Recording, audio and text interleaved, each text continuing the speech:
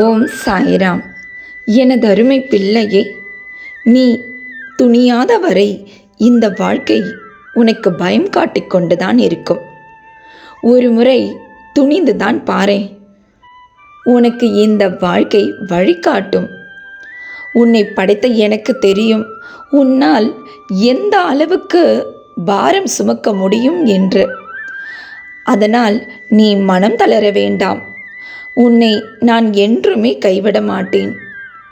என் மீது உனக்கு இருக்கும் நம்பிக்கை என்றுமே வீண் போகாது.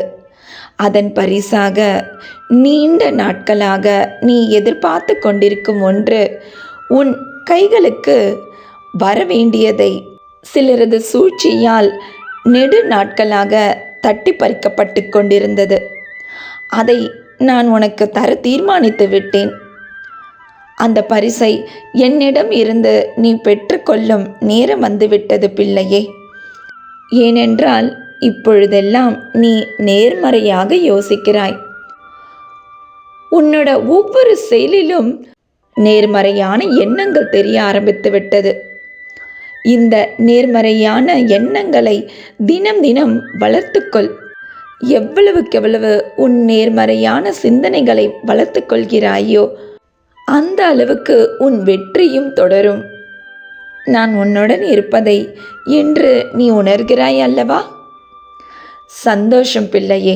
கஷ்டம் வந்தாலும் சரி, சந்தோஷம் வந்தாலும் சரி, இரண்டையும் கொடுப்பவன் நான் தான் என்பதை புரிந்து செயல்படு. இந்த இரண்டையும் சமநிலையில் பாவிக்கும் மனப்பக்குவத்திற்காகத்தான் இத்தனை நாள் இத்தனை போராட்டங்கள். இனி இந்த போராட்டங்கள் இன்றோடு முடிவுக்கு வரும். ஆம், இது சத்தியம் பிள்ளையே.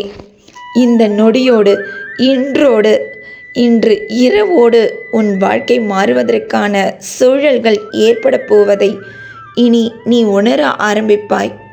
அனைத்தும் மாறிக்கொண்டிருப்பதை நீ முழுமையாக நம்ப வேண்டும். என் மீது முழுமையான நம்பிக்கை வைத்து முயற்சி எடுப்பவர்கள் வெறும் கையோடு திரும்பியதே இல்லை.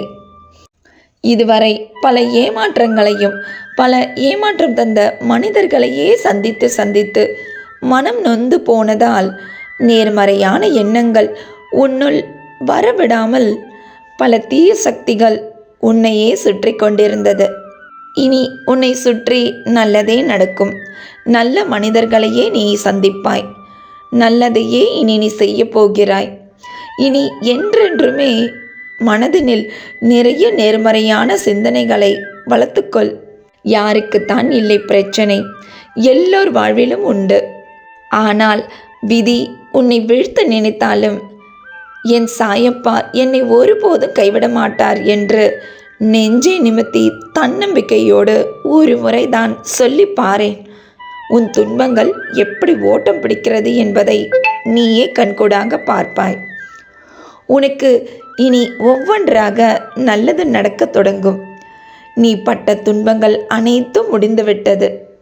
எனது காலை ஆரத்தி தீபத்தை தொட்டு விட்டாயா? இனி நீ எடுக்கும் ஒவ்வொரு முயற்சிகளுக்கும் சன்மானம் உண்டு. நீயும் உன் குடும்பமும் சந்தோஷமாக வாழ்வீர்களாக. இன்றும் என்றும் என்றென்றும் உன் சாயப்பா உன்னோடு. வாழ்க வையகம், வாழ்க வளமுடன். ஜெய் சாய்ராம்.